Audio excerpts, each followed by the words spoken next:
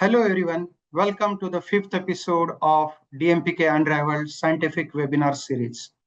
Today we have come up with a new topic that is organ on chip, next frontiers in predictive drug development. Overview of this webinar is we have two speakers.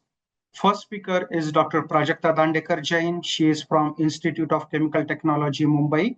She will be speaking on human relevant organ on chip platforms for drug discovery and DMPK, insights from skin on chip studies. Second speaker is Mr. Ramana Jinigu from Syngene International. He will be speaking on gut on chip for intestinal ADME. And at the end, we'll cover question and answer. But please feel free to post your question as and when you have in the chat box.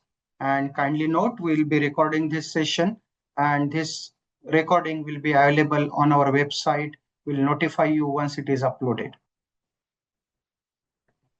I'm Dr. Amol Raje. I'm working as a director in DMPK at Syngene International Limited, and I will be moderating this session for you. Syngene has 30 rich years of experience providing solutions to the global clients. We have more than 400 plus active clients all over the globe, and we have more than 2 million square feet lab area located in various locations in India and abroad. More than 8,500 employees work together for Syngene, and Syngene is committed for its best practices in safety, sustainability, data security, and supply chain. Syngene scientists are expertise in various modalities like small molecules, peptides, oligonucleotides, antibodies, and antibody drug conjugate, degrader, and CAR T cells, which are used across the therapeutic areas to treat the patients. Biomedical research landscape has evolved in recent years. Traditionally, scientists were using 2D cell cultures for screening molecules early in the discovery stage. But over the period, with advancement of technology, scientists are shifting towards using 3D cell model, organoids, spheroids, and organ on chip for screening molecules to get better insight into the mechanism.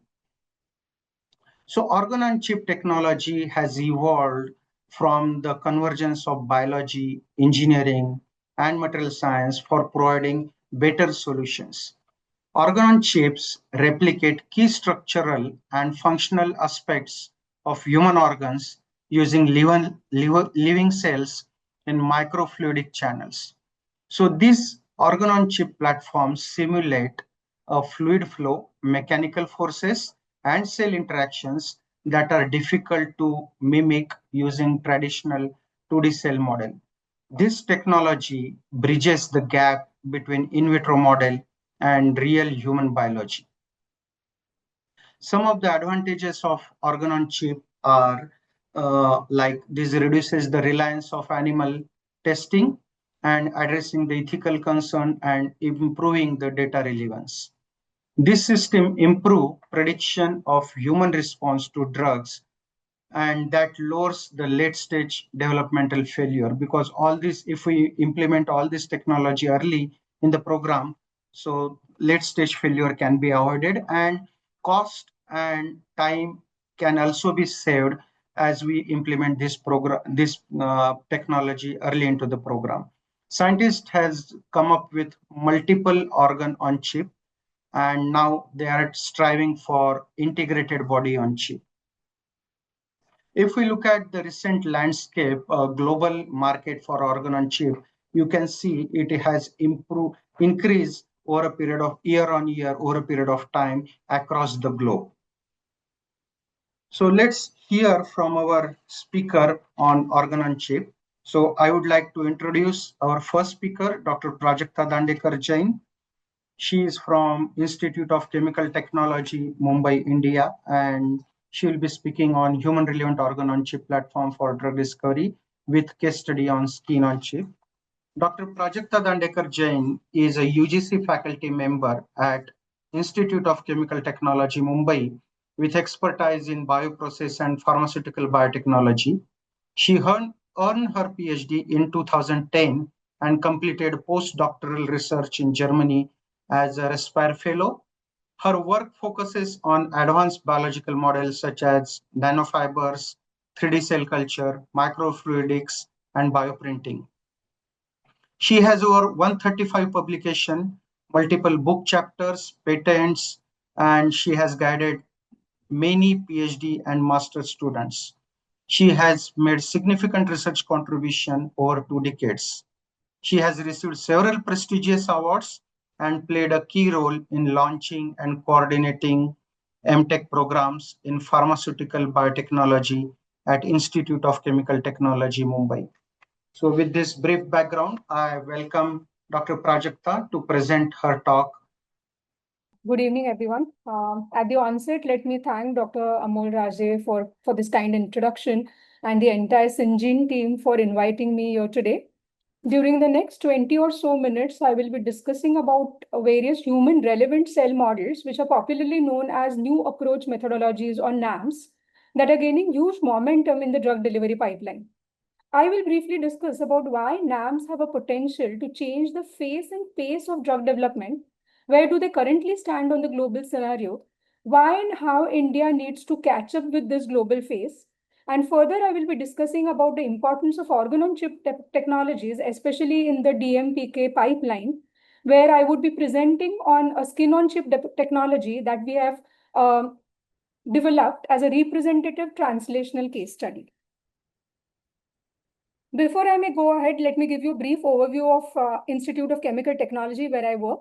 It was established in 1933 and has played a very significant role in shaping India's chemical, pharmaceutical, and biotechnology sectors, where our focus is on translating science into technologies and innovations that have had a huge societal and industrial impact.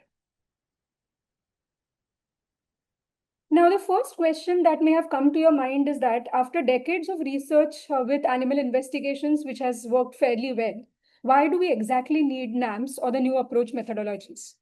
As you may all of you kindly acknowledge that the drug development process is an expensive but also a highly risky one. And despite enormous investments and time spent over development of newer molecules, about 90% of them fail before reaching the patients despite appearing to be very promising in the early stages of drug development. And one of the major reasons for this is that the animal models, which are typically utilized in the drug development pipeline today, are not able to accurately predict the human responses. And realizing this, there has been a global push by regulatory agencies all around the world to develop human relevant non-animal models. Especially for a country like ours, which is known as the pharmacy of the world, we definitely need faster, more affordable, and ethical ways to test newer therapies.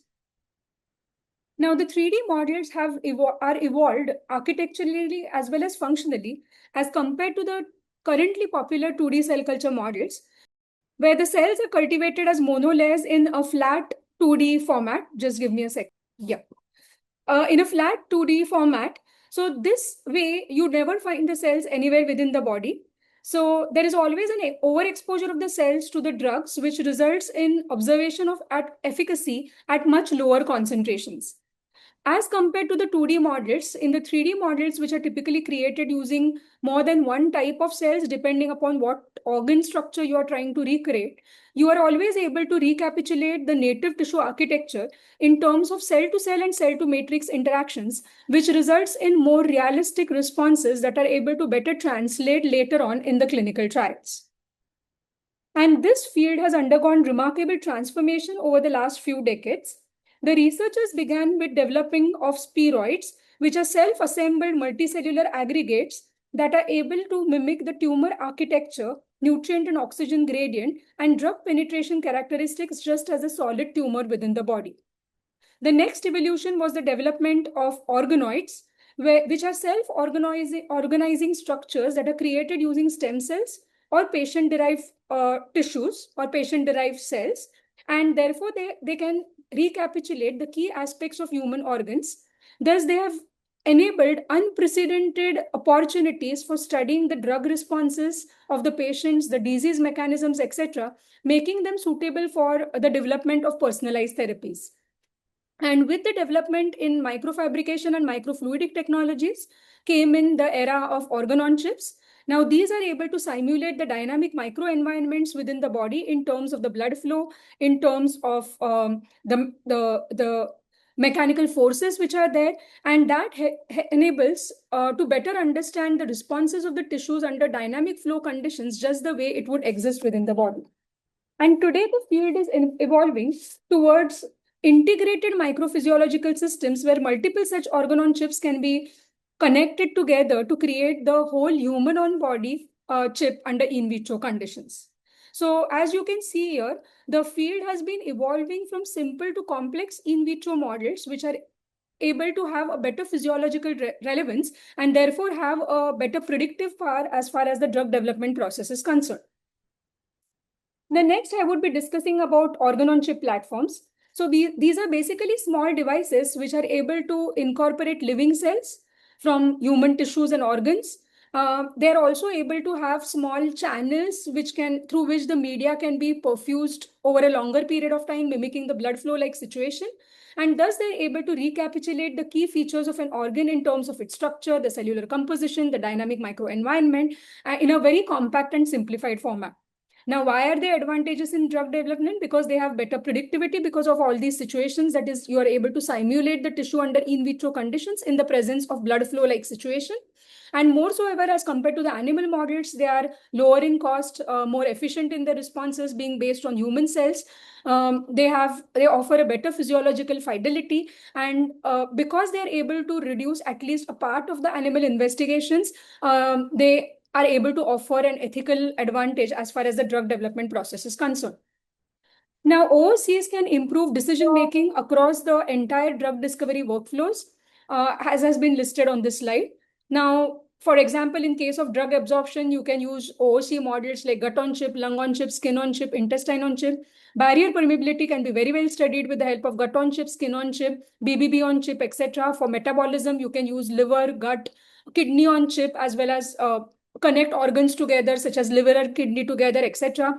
Toxicity assessment can be done with the same kind of models, whereas a better understanding of PKPD mechanisms is possible by using multi-organ on chips. And this is transforming the DMPK studies, or likely to transform the DMPK studies, because of improved human relevance. They are able to better recapitulate the human tissue physiology being based on human cells. You can study various mechanisms of ADME. There is a possibility to capture systemic communication between different types of organs, and therefore improve translation and thereby reduce the late stage attrition in the drug development process. More so ever, with the advent of AI, it is possible to integrate AI into these models to have higher predictive efficiency, to develop better models that can estimate the PK or the toxicity of the compounds earlier.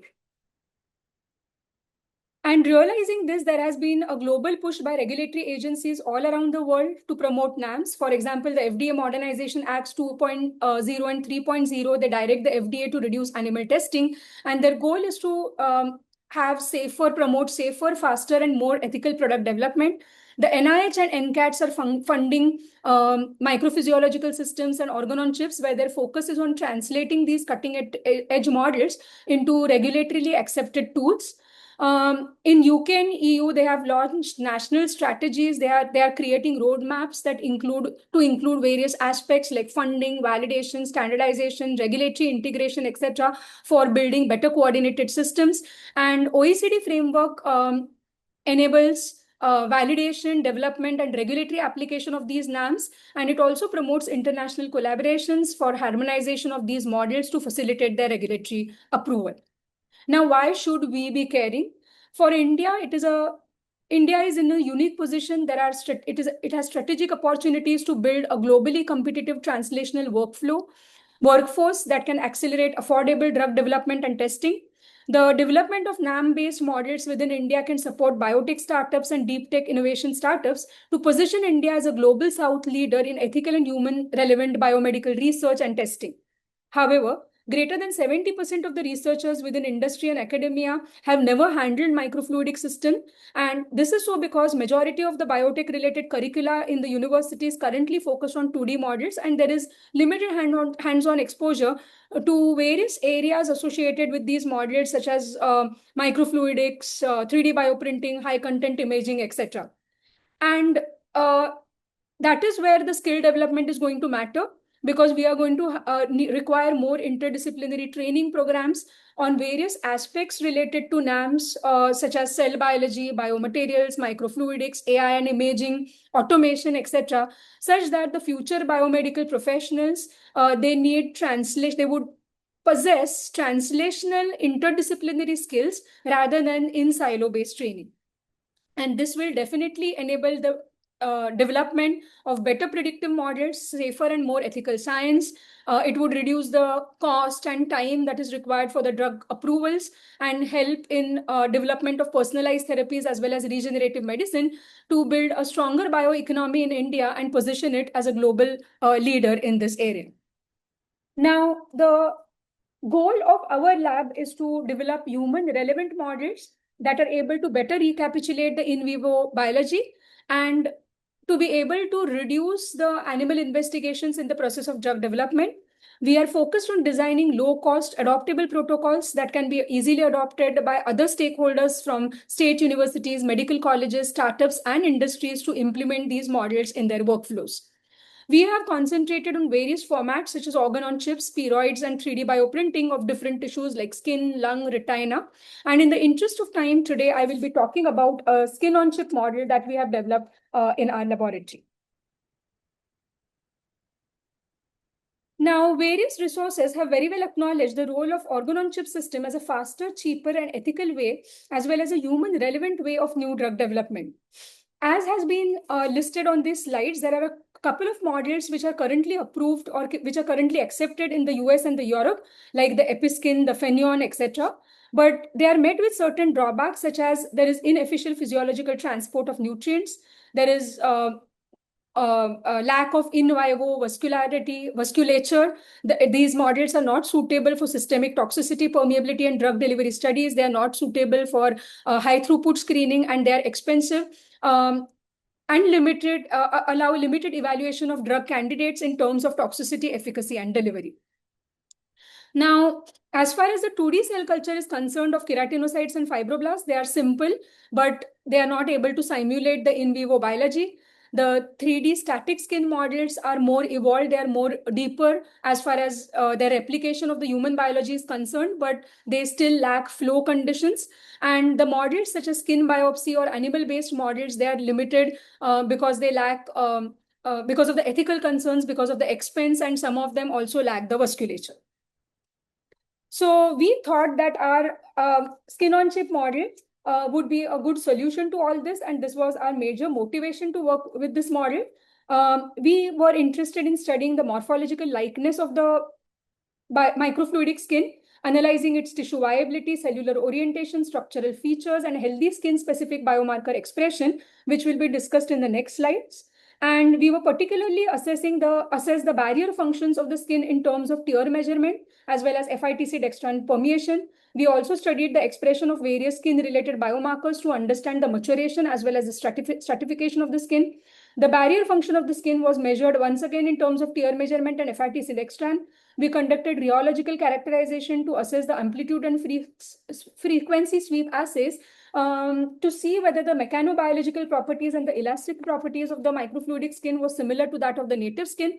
And more importantly, we exposed the skin to molecules having different polarities and pKa values, such as caffeine, salicylic acid, hydrocortisone, and clotrimazole. And we benchmark our readings against the models which have been accepted by OECD 428 guidelines, such as the excise skin and the Transwell model. Now, this is the way we have developed the skin, microfluidic skin. The device was developed using polydimethyl siloxane using the soft lithography approach by curing a mixture of pre-polymer and cross-linker, followed by plasma bonding of the layers to the glass slides in order to form these channels. And finally, the inlets and the outlets were created using biopsy punches. And this modular fabrication approach enabled us to create these devices in a reproducible and scalable manner. Now, regarding the development of the 3D skin co-culture, as you can see on this slide, on day 0, we seeded the dermal fibroblasts in matrigel. We used a mixture of high concentration and low concentration matrigel as the extracellular matrix materials and grew them under flow conditions for another 72 hours. At this end of 72 hours, we seeded keratinocytes over the fibroblast layer and then again grew this co-culture for another 7 days in order to allow it to mature and develop into a physiologically relevant structure very similar to that of the native skin.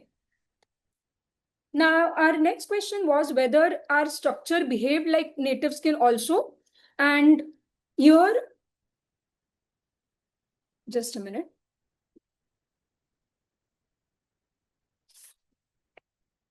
Here we conducted live dead cell analysis. We used different fluorescent probes in order to understand the distribution of the skin cells, and we found that the distribution was quite similar to that of the native skin. We also saw that using fluorescent probes and high content microscopy, the tissue viability was up till the depth of 3 millimeter, and also we were able to map the distribution of fibroblasts and keratinocytes up to the depth of 2 millimeter. Structural analysis with H&E staining indicated that we were able to obtain epidermal-like layer and dermis-like layer, and there was early stratification which was also seen. Thereafter, we studied the expression of different skin-specific biomarkers. For example, we studied the expression of fibronectin, which indicated the production of connective tissue in the dermal layer. Vimentin expression showed fibroblast-like phenotype present in the dermal layer. We saw a distinct expression of E-cadherin, which indicated the formation of tight cell-to-cell junctions and epidermis-like layer for maintaining epidermal integrity. We also saw the expression of cytokeratin 14 from the dividing basal keratinocytes. Further, the presence of cytokeratin 10 and 1 indicated the presence of differentiated keratinocytes. The distinct expression of involucrin indicated maturing keratinocytes and onset of epidermal stratification. And finally, the expression of filaggrin indicated terminal differentiation of keratinocytes and formation of a cornified barrier structure. Now, our next question was whether this skin model behaved like the native skin also. And this we studied with the formation of through the assessment of the barrier function of the skin by measurement of transepithelial electrical resistance and permeability of FITC dextran. Now, as you can see here, the tier value of the microfluidic skin was about 1900 ohm centimeter square, which was significantly higher as compared to epidermal monolayer as well as the dermal monolayer and the matrigel control. And this value was very similar to the skin models which have been reported in literature, which have tier values ranging between 1500 to 3000 ohm centimeters. We also studied the permeability of FITC dextran through the matrigel control, where we found that there was a peak permeability at 4 hours, and thereafter a sharp decline was observed at 6 to 8 hours. However, the profile was highly variable, whereas in case of the microfluidic skin, we observed more consistent permeability across all the time points, and there was exceptionally low variability, which was observed at 4 hours, which indicated to only 0.03% R&D, which indicated the formation of a highly stable barrier function. Thus, within our device, using a co-culture of fibroblasts and epidermal cells, we were able to formulate a model which was robust, consistent, and physiologically very relevant. Further, we studied the performance of this model, and which it was compared against regulatory benchmarks that have been reported in literature, such as the Transwell and the Excise skin. And we found that the tier value was well within the acceptable range for all these well-accepted models. In case of FITC dextran permeability, we found that the permeability remained consistently low across 2 to 8 hours, confirming the presence of intact tight junctions in the epidermal barrier. In rheological analysis, we studied storage modulus and loss modulus, and they also were within the physiologically relevant range, indicating that the mechanical behavior of the microfluidic skin and the viscoelastic properties were very similar to that of the native skin. And more importantly, because this model was developed with human keratinocytes and epidermal cells, it enhanced the species relevance and supported the 3 Rs principle and aligned with the global regulatory preference for dynamic microfluidic organ-on-chip platforms. Importantly, for the drug transport studies, we challenged our model with 4 reference APIs having varying polarity and pKa values, namely caffeine, salicylic acid, hydrocortisone, and clotrimazole. The receptor side of the samples was collected over 24 hours to quantify the permeability. And the protocol was benchmarked against the models which have been accepted in the OECD 428 guidelines of excised skin and the Transwell models. And what we observed is that in case of caffeine, it showed us a biphasic curve, which was expected for this common reference compound. In case of salicylic acid, we observed a sharp peak but no prolonged release, as is observed in case of moderate diffusion drugs. In case of hydrocortisone, we observed a very high absorption, which demonstrated the moderate sensitivity to this lipophilic compound. And clotrimazole, which is a highly lipophilic compound, exhibited an extended diffusion pattern, which indicated that the model could be utilized for supporting long-acting formulation evaluations. Now, our next challenge was to be able to replace PDMS with a better material, because PDMS is met with certain inherent challenges. It shows high gas permeability, which can lead to water evaporation from the medium when the experiments are being conducted for prolonged duration, such as in case of chronic toxicity experiments. It has low stiffness and relative limited durability and mechanical stress. It swells in the presence of organic solvents, which are typically utilized to dissolve different drugs. It shows batch to batch variability, so there is inconsistent production of these devices. And more importantly, it requires surface modification to improve the hydrophilicity. And all these problems can be overcome with the polymers that are utilized in case of SLS bioprinting, that is selective laser sintering bioprinting. These polymers have reduced evaporation, higher mechanical strength, better chemical resistance. The digital designs ensure consistent manufacturing and reproducible designs. And finally, they reduce unintended binding of small molecules in case of the drug diffusion studies. So the device was fabricated using SLS bioprinting, where we utilize acrylonitrile butadiene-like polymer. This polymer offered mechanical robustness and chemical resistance, and more so ever, it permitted the design of a bonding-free, leak-proof, reusable, and scalable device that was suitable for long-term applications. Now, this is the device design. There is a single inlet and 6 individual outlets which can be connected to collection tubes that allows us to collect the samples even during the experimentation without having to sacrifice the tissue. Each well is fitted with a removable cell culture insert that allows easy culturing of the cells as well as easy observation under the microscope. In case of PDMS devices, we always have to extract the tissue by cutting open the device, which many a times hampers the 3D orientation of the tissue.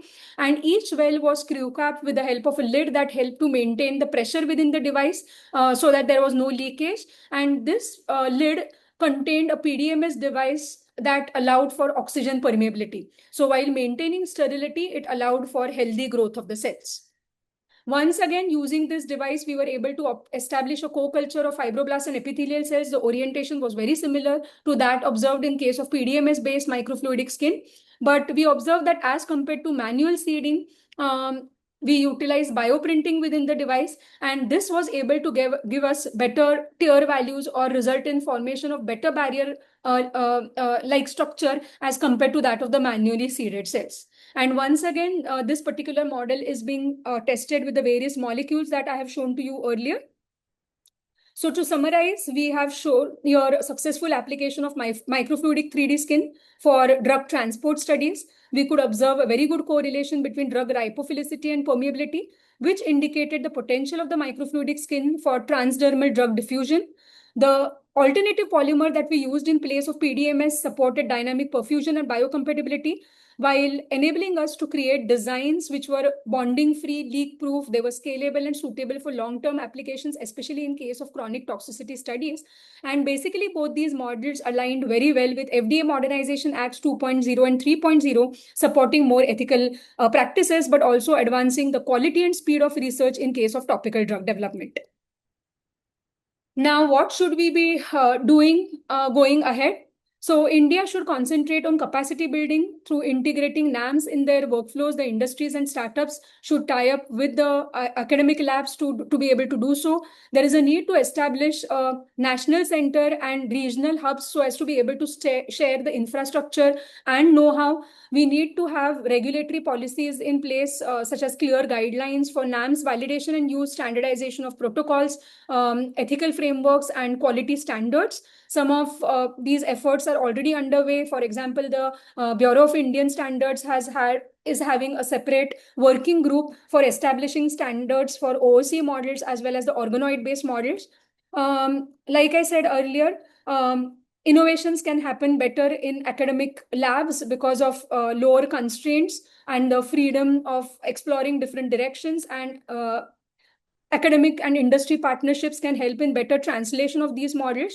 And more importantly, we need to educate all the stakeholders about these models through conferences, workshops, webinars like these. I think Sinjin has started a very good initiative, and also media and public engagement so as to make even the common man or layman aware of what has been going on in the process of drug development, and that can result in the better acceptability of these models and better integration into the industrial workflows. So a strong NAMS ecosystem basically will accelerate India's leadership in biomedical innovation. Finally, I would like to thank the project sponsors as well as my team members who have been working with all these studies that I presented before you. And thank you all for your patient ear. Once again, thanks to Syngene team, because of which I could discuss our results here. And I shall be very happy to answer any questions that you may have. Thank you so much. Thank you, Dr. Prajakta, for wonderful talk. It was very insightful. Now, I will introduce our next speaker, Mr. Ramna Jinigu. Ramna Jinigu is from DMPK lab of Syngene Scientific Solutions, Hyderabad. Ramna is a pharmacologist with 17 years of hands-on research experience in preclinical drug development, specialized in ADME and PK. Currently, he is working as a principal scientist at Syngene Scientific Solutions Limited, and he is responsible for cell culture, physicochemical characterization, and transporter-based studies. In this role, he is acting as a program leader and a core member on several discovery projects. He is currently pursuing PhD from Vigyan University, where his research is focused on pharmacokinetics and efficacy for colon activity. With this brief introduction, I would welcome Ramna to present his talk. Thank you, Amol, for the brief introduction. And so today we will be going to discuss about cut-on-a-chip for industrial applications that can be used in ADME or DMPK applications. So to start with, so basically cut-on-a-chip technology, it represents a cutting-edge miniaturized version and microphysical system that helps in recreating functional mechanical features of human intestine in vitro. So this also combines microfluidics, intestinal cells, dynamic mechanical forces like flow and peristalsis-like motion. And this platform also replicates the structure and function of real organs. So overall, I can say is that organ-on-a-chip platforms are emerging as a very powerful tools in drug discovery, toxicology, and other platforms. And this includes few core components like microchannels and living cells. So these microchannels will act like blood vessels, which enable continuous flow and supply of nutrients, drug, and oxygen the cells throughout the culture period. And another specific thing is that it's an organ specific, like you can use multiple organs in single or combined. That's a major advantage of it. And to come with that, it has multiple applications where like microfluidic systems, regenerative medicines, etc. So in microfluidic systems, this allows to precisely control the cellular microenvironment at micro scale. In regenerative medicine, it helps in recreating tissue-like structures and controlled delivery of growth. which is a very important requirement nowadays. Another aspect is like personalized medicines. So it can be done with patient specific or individual specific, like at what tissue level patient might be responding to specific treatments. And another thing is that toxicological testing, which allows effective assessment of toxicology, side effects, and dose responses, which reduces reliance on animal testings. And the major beneficial factor is like data integration. So this helps in multi-organ integration and more comprehensive understanding of all the systemic biological responses and which is needed for drug development in ADME activities. So overall, I can say is that it is moving towards more predictive and personalized healthcare solutions. Come to the next slide. Here I have given a brief comparison between our regular transwell versus chips. So traditionally, ketone chip cultures include fluid flow and structured microenvironments, which represent intestinal barrier better than our regular transwell models, which are very static and flat cells. And another advantage of it is that ketone chip devices have physiological flow and mechanical forces, which is similar to peristaltic motion and helps in maintaining the epithelial cell polarity, which is not completely available with our regular transwell plates. And this also helps in better prediction of drug absorption when compared to in vivo models. And here I have given two pictures. A, B represent our regular static transwell models, where it has sandwich culture plates, apical and basal. And the C and D shows a microfluidic chip, where dynamic and flow. So, and comparatively, this is more realistic approach comparatively. So in this system, cells are cultured within the microchannels that allows continuous flow, mimicking the blood circulation and the laminar flow in the intestine. So coming to the next slide. So this is a brief comparison between different models like in vitro, animal, and current organ chip. So we have tabled a few features like human relevance, complexity, dynamic conditions, throughput, so which are most needed. So if we compare all these features out of in vitro models, animal models, and organ-on-a-chip excels in many models. And there are few limitations like in ADME prediction, where it is showing continuous improvement as it is evolving. And two more things where it currently needs improvement is cost and throughput. So I think in the coming research and once it gains some momentum, those two also can be reduced significantly. So this slide I'm going to skip based on interest of time, because this is same as earlier slides which I have explained. And these are the few guidelines for new approach methodologies, which are given by different organizations like EMA, FDA, and NIH, which were taken from 2021 to 2026, which is recently. So to say on this, through a historical development of organ-on-a-chip methodologies, actually, so basically it was started anywhere in the time between 2008 and 10, where the initial initiative was taken.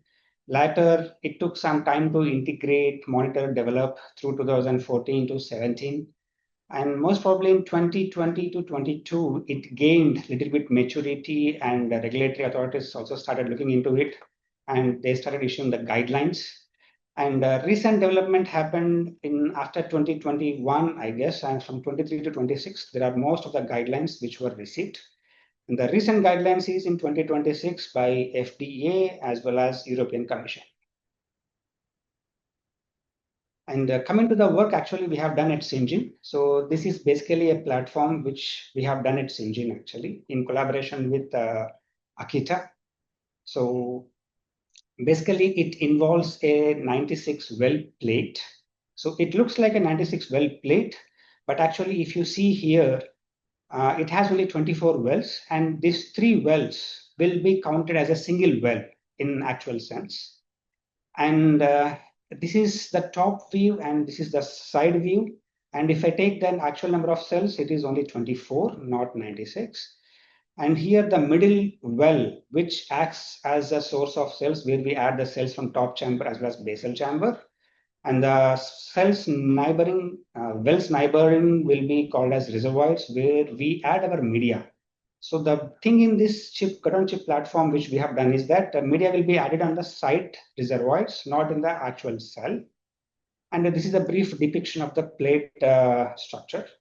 And this plate is made up of PDMS, and surface area is around 0.07 centimeter square. And if you see here, this is a specific rotor designed for this purpose actually. So here movement should not, in a regular orbital shakers, movement will be like this or some uncontrolled. But in this movement will be like it just like this, where it helps in controlling the fluid between top and bottom. So it goes up and then down.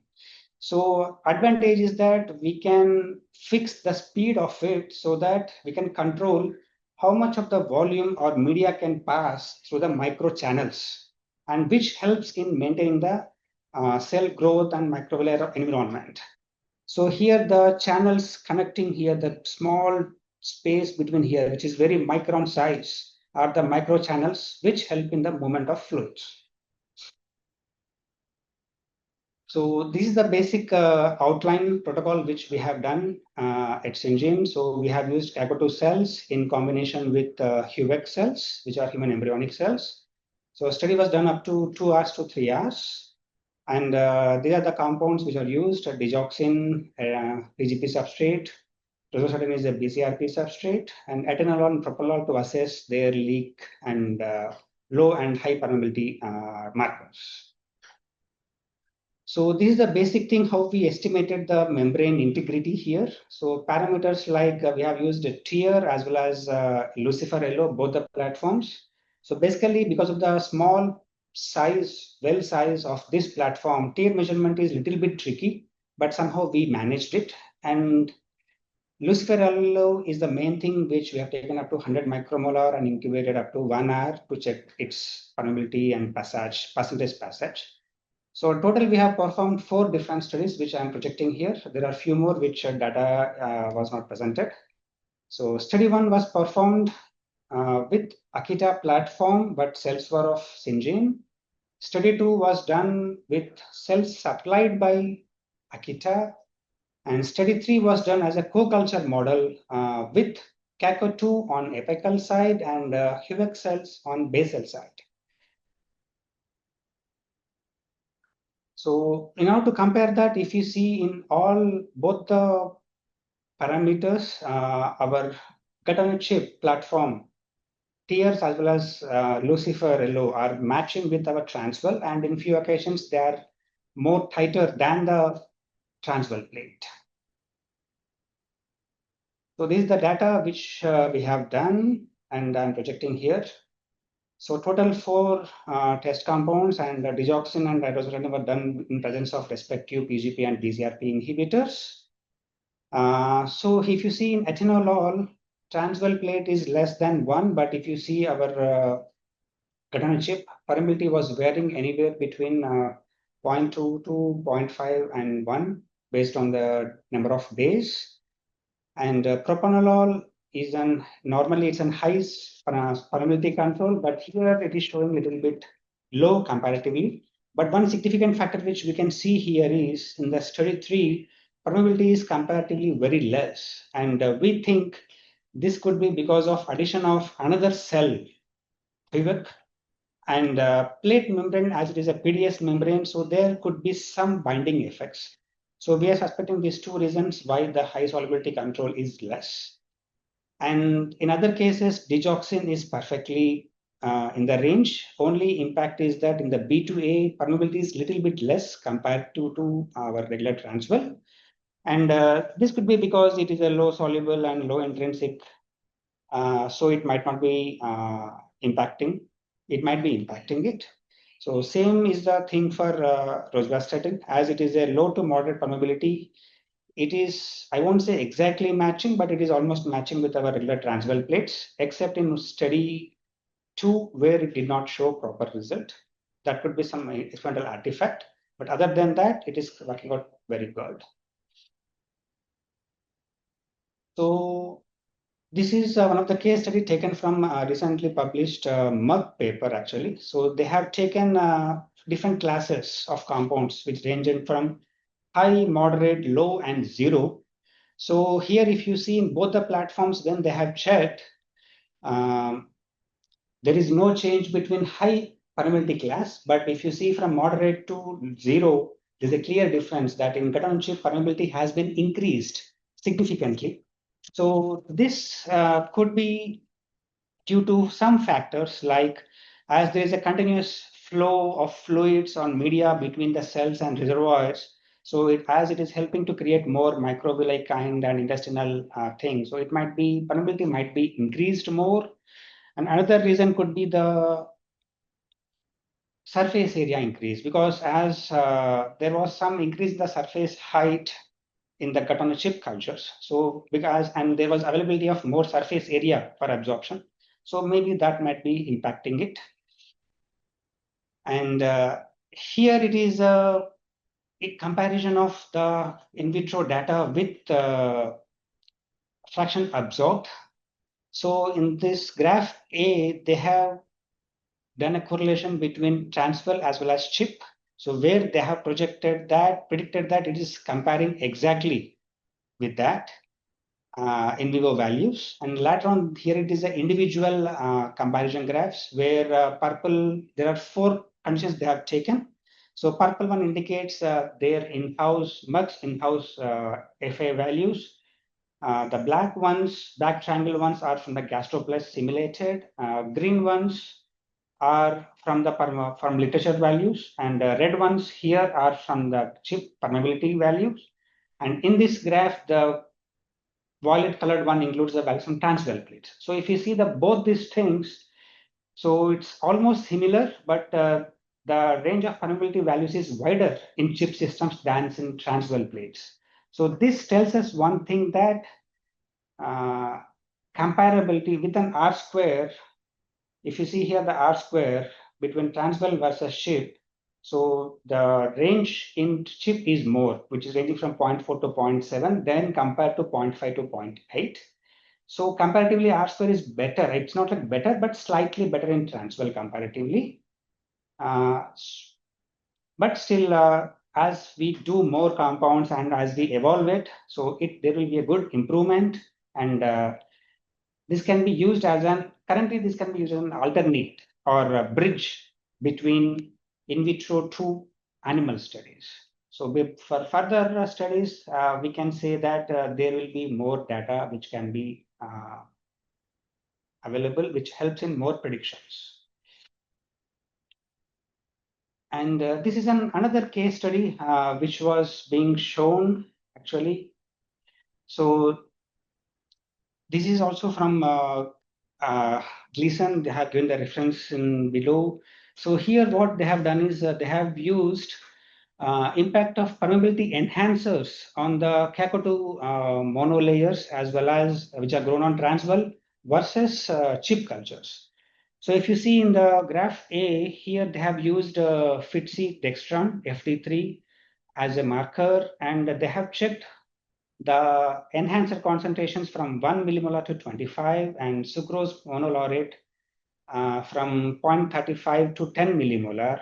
So here when they have increased the concentration, they have seen clear increase in FTC permeability. But on the flip side, in the graphs listed in B and C, there was a clear concern with the TIR values because as concentration of permeability enhancers was increasing, the TIR values were decreased, and the increase in permeability value cannot be accounted only because of enhancers, and this could be because of the leaky membrane also.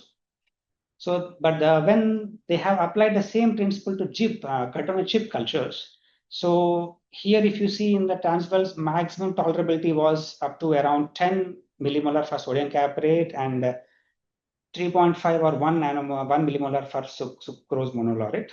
But when they have gone for chip cultures, those cultures were sustained up to 50 millimolar for sodium caprate and 25 millimolar, 20 millimolar for sucrose monolaurate. So this clearly shows that even though we have used same Caco2 cell monolayers, the cultures grown on bottom chips have been known to show more tolerability comparatively. And you can see here the values also. FTC has been steadily increased from 10 millimolar to 50 millimolar and 1 to 25 millimolar. And another experiment which was performed is B. So here what they have tested is the flow rate. So as I told you in the earlier one, there is a micro channels between cells and reservoirs, which helps in continuous movement of media. So they have checked how much flow is optimal, because it's not like only the steady time the plates will be on motion. Here the cells cultured, so anywhere between 0 to 10 days, that whole culture cells will be on continuous motion, which helps in a clear movement of media and nutrients between the cells. So this clearly said that they have used 3 different types of criteria, like low category, moderate, as well as high. And so low means 60 microliter per hour, so that we can set it based on our requirement, 125 as well as 250.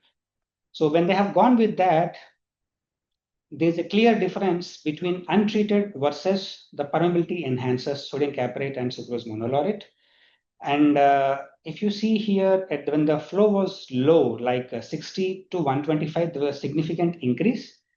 But when the flow was increased to high, there was a sudden jump in the permeability. So here, to be precise, there was no reason yet why it was increased. Could be due to TR values or something, but there is no clear reason. But just to keep optimum value, we have kept a value of around moderate range, around 125. And we have performed all our cultures, incubations, everything at same range. So this is one of the major help. It is apart from regular studies for the peptides, where it can clearly help in screening the permeability values of peptides or high molecular weight compounds based on the peptide permeation enhancers. We can use different types of enhancers which can be used. And this system well suitable and enabled to handle high capacity of permeability enhancers. That is also one of the major advantage of this. And coming to the next case study, actually, so in this case study, they have tried to check the expression levels of different transporters and different expressions. So in this graph, they have shown MDR1 efflux transporters as well as uptake transporters.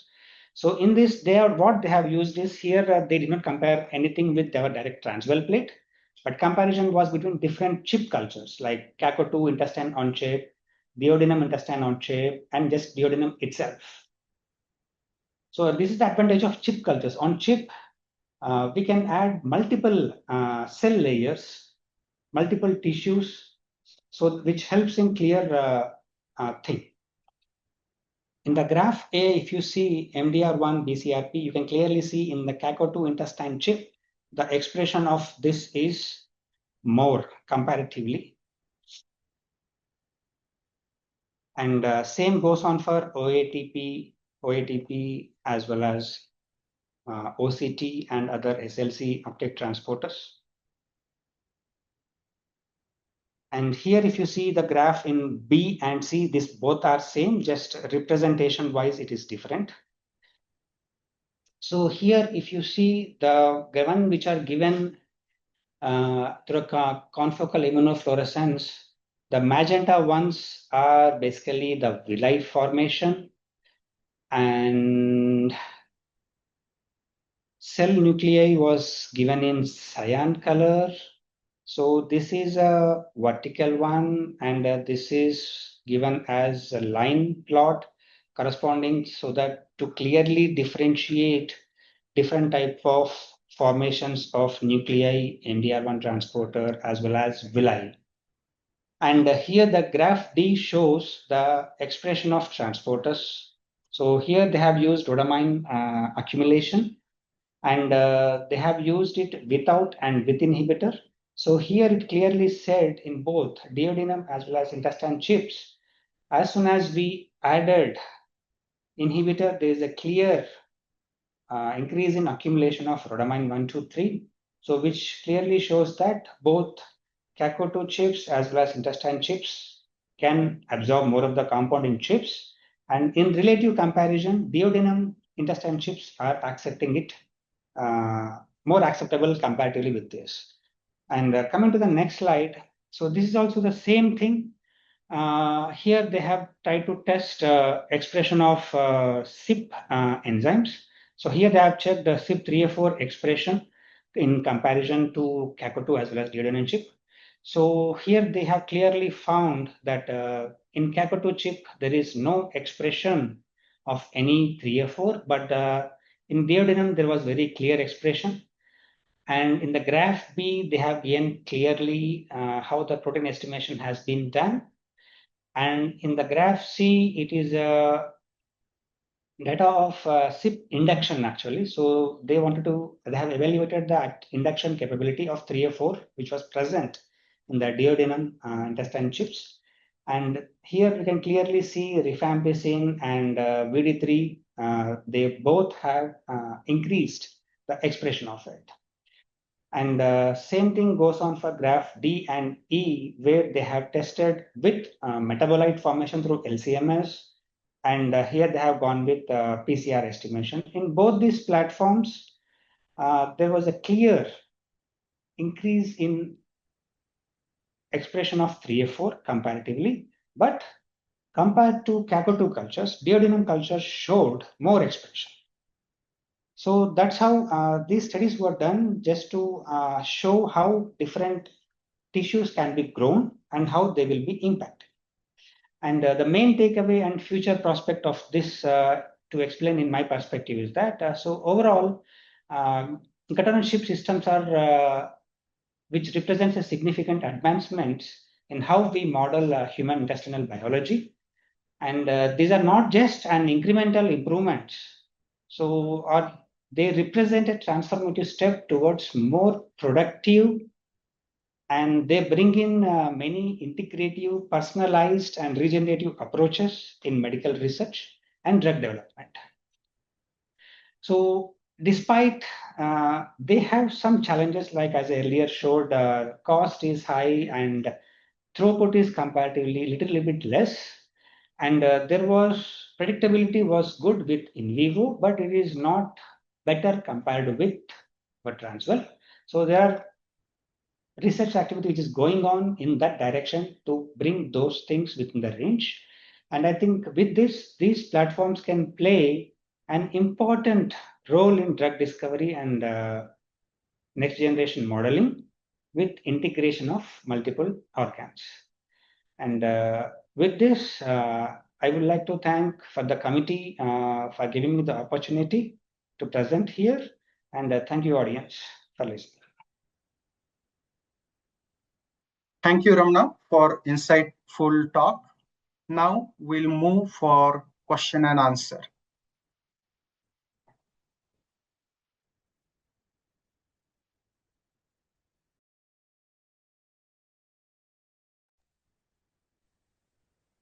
So first question is for Dr. Prajakta from Kishore K. So Dr. Prajakta, you have mentioned organ-on-chip is a cost-effective technology. So why do universities still holding back from implementing this cutting-edge technology? Is this due to a lack of awareness or skills? Yeah, thank you. Very good question. So I will not say that cost is the greatest barrier, because we have been using animal investigations, which are also involved with huge cost by themselves. But some of the biggest challenges with the use of organ-on-chip systems is enough awareness amongst the stakeholders or people who may want to use them. There is expertise is not very well established everywhere. There are some infrastructural constraints as well, and standardization is also an issue till now. So basically, the technology, as you may have learned from both our presentations, is it is a very interdisciplinary technology. You need to know biology, you need to know engineering, you need to be able to handle the microfluidic pump and systems, etc. Again, regulatory pathway is not clearly defined. There are efforts which are going on behalf of the regulatory agencies worldwide to be able to kind of standardize this, streamline this, etc. But we are still, it is under development. I would not say that at this stage we are really ready with standardized protocols, etc. However, things are, the movement in this area is quite rapid. So there are changes which are happening rapidly. And with more of academic and industrial collaborations, it would be possible to kind of validate these models at multiple settings so as to have more confidence in the results that we are able to get out of them. And I think within a couple of years, once all these factors are taken care of, we would be seeing a greater use of organ-on-chip systems. Yeah, thank you. So second question is from Kalyan Tirupula, again for you, Dr. Prajakta. So he want to understand what is the scale that can be currently achieved to screen drugs using organ on chip, for example, skin on chip. How many compounds per day per chip can be evaluated? And if you can share your thoughts on uh, reproducibility of organ on chip from chip to chip or lab to lab. Are there industry-wide consensus on QC of these chips, quality control of these chips? So, like I said, standardization is still not very well established. I mean, most of the academic platforms which are being developed, they are more or less suitable for medium throughput screening. So probably a typical platform can evaluate anywhere between about 10 to 25 compounds per week, depending upon whether you are operating the chips in parallel or whether you have multi-well device designs, like I showed to you in the later half of my slides. So the commercial platforms, some of them are moving towards more high throughput versions like 96 chip well platform, which I think Dr. Ramanna also talked about one such platform in his studies. So, but that is not really yet possible with skin-on-chip devices. There are multi-well platforms which are possible. So in our lab itself, we have created a 6-well platform where you can develop 6 tissues simultaneously.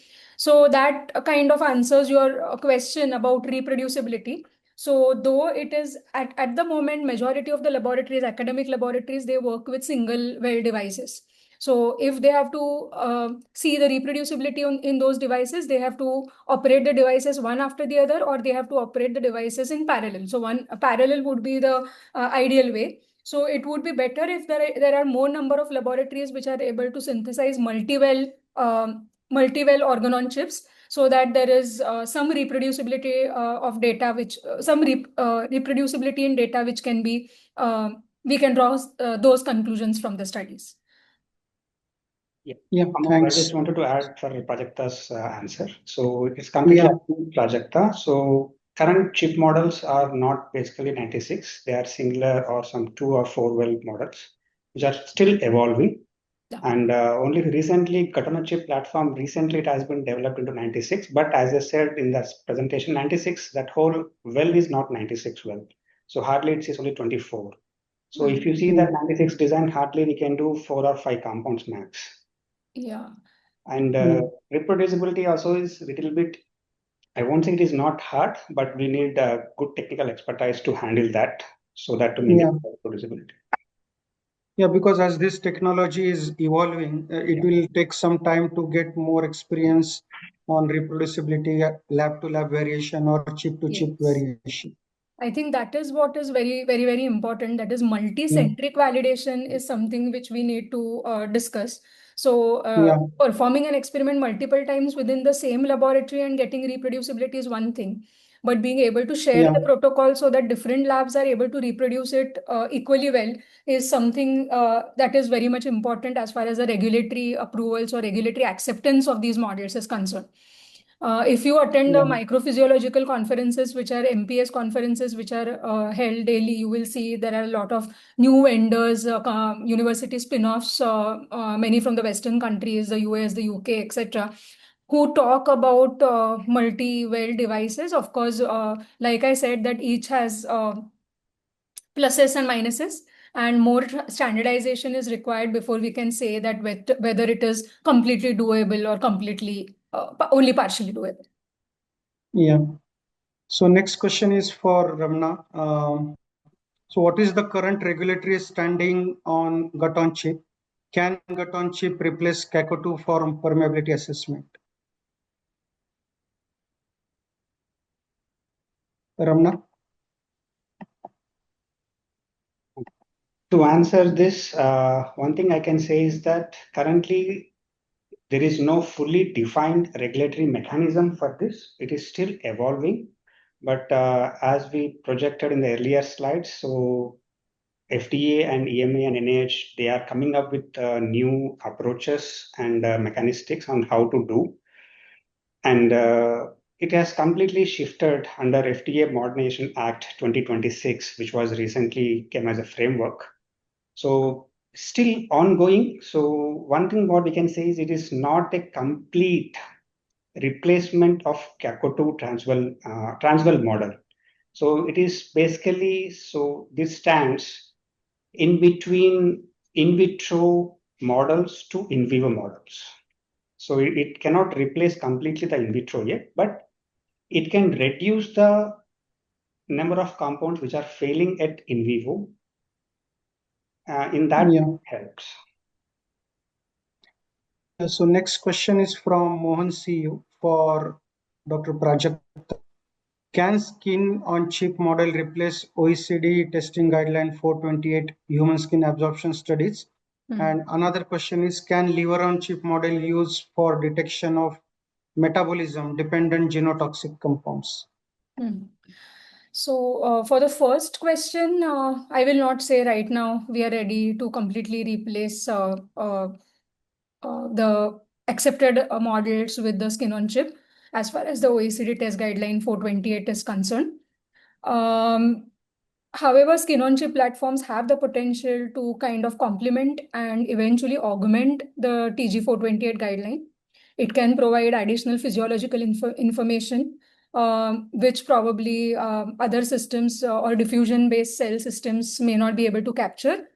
We would be able to use it for drug permeation studies. We would be able to use them for assessing barrier integrity, tissue viability, etc. But again, interlaboratory validation is required before it can qualify under any of the standardized guidelines which are currently available.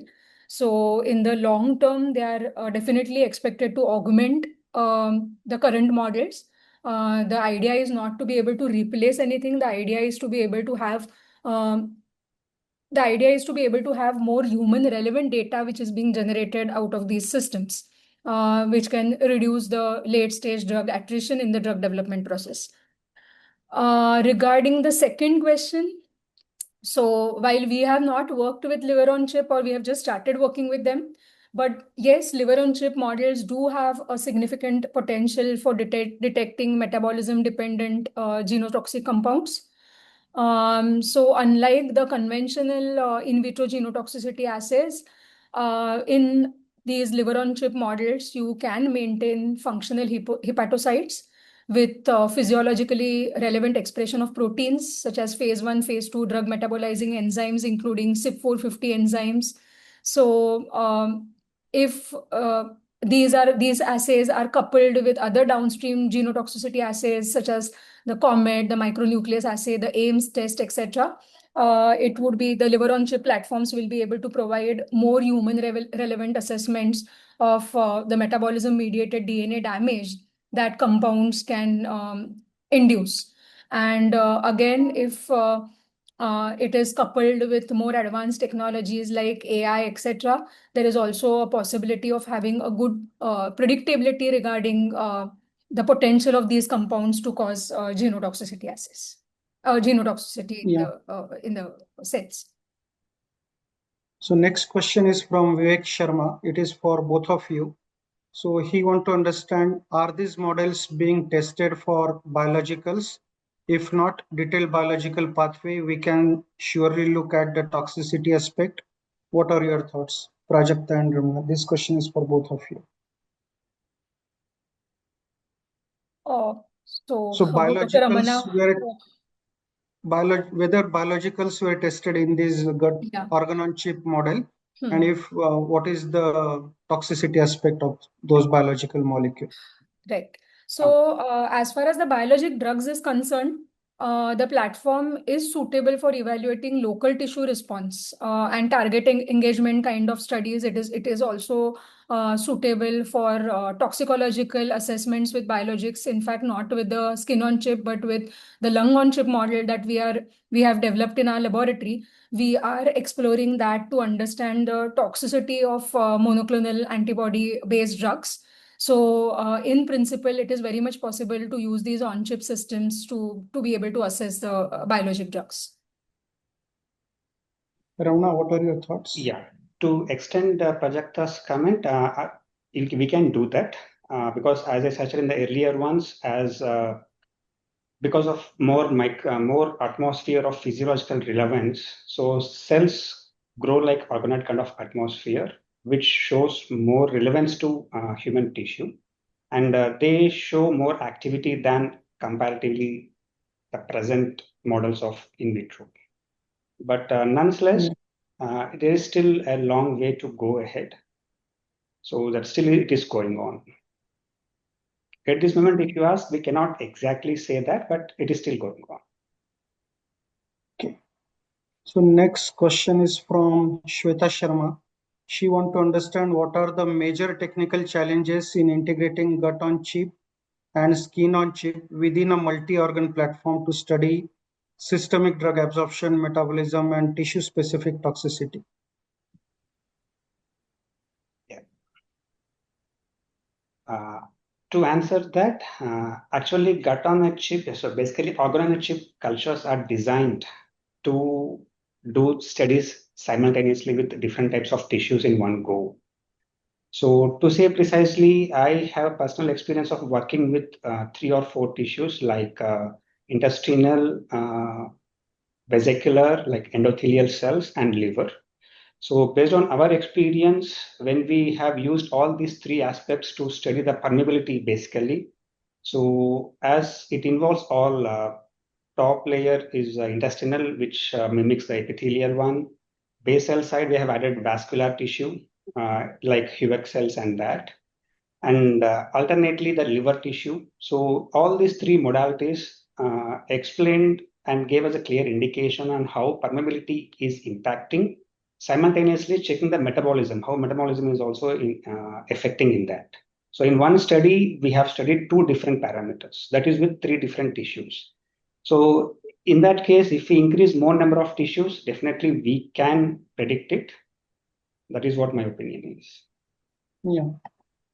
Yes, I completely agree with Dr. Ramanna's views that multi-organ on chip, beginning with two organs simultaneously, like liver kidney interaction, etc. It is possible to conduct those kind of investigations. It is also important that to study the tissue physiology before choosing the cell types. Many of the outcomes are also dependent because physiologically there is presence of immune cells, there is presence of vasculature. So though the fluid flow condition, that is a perfusion condition, is able to replicate the blood flow like situation within the body, uh, it does not really completely replace the presence of endothelial vasculature in the system. So again, integration of immune cells, endothelial cells, lymphatic channels, which can be obtained with more intricate device design, can make these investigations possible. Again, real-time predictability is also possible if one is trying to integrate biosensors within the device. So that can also enhance the predictability of multi-organ on chip devices that may be utilized. Yeah. So, interest of time, we'll take one last question from Amol Bisen. This is for you, Dr. Prajakta. He wants to understand what is the view and vision of CDSCO on organ-on-chip-based studies for preclinical investigation of NCs.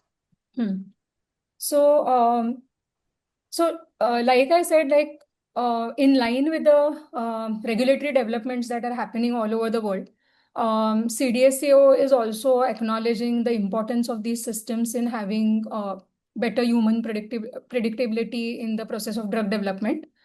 There were some changes which were introduced where it was encouraged to use some amendments which were made in the biologics evaluation guidelines, where the use of organ-on-chip systems or organoid-based systems has been encouraged by CDSCO. We recently in January had a conference where Dr. Visala from CDSCO was very much a part of the conference, and through her discussions also we came to know that they are considering all these developments very seriously, and there is some internal movement which is, though we do not have any guidelines or guidance documents from them yet, they are working on this internally, engaging with different stakeholders, trying to engage also with academic researchers as well as industrial R&D units which are working with these systems like Syngene. So there is quite a bit of momentum which is happening on an industrial level.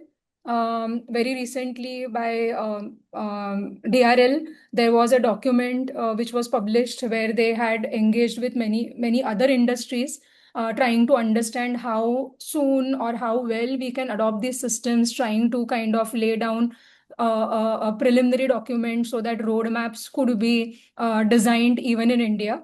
So at the moment, I would not say that we have a list of drugs which are already being approved by using these models, but in line with the regulatory developments which are happening all over the world, CDSCO is also definitely making some internal moves so as to be able to adopt with them, so as to be able to align with them. Yeah, thank you. So, interest of time, we'll cover other questions through email. We'll try to respond to your question through email. So I would like to thank Dr. Prajakta and Dr. Ramana for taking time out from their busy schedule and delivering this talk today. I extend my gratitude to Dr. Priyaranjan Patnaik, Dr. Anwar Murtuza, Dr. Jayashri Iyer, and the senior management of Syngene for providing valuable platform for knowledge sharing. My sincere thanks to Syngene marketing team for their support in organizing this webinar. And finally, last but not the least, you participants. So thank you for joining all of us all for this webinar. We'll upload the webinar recording on our website and on Syngene LinkedIn page. Thank you once again for attending the session. We look forward to seeing you soon with new topic. Until then, take care. Bye-bye. Bye, everyone. Bye.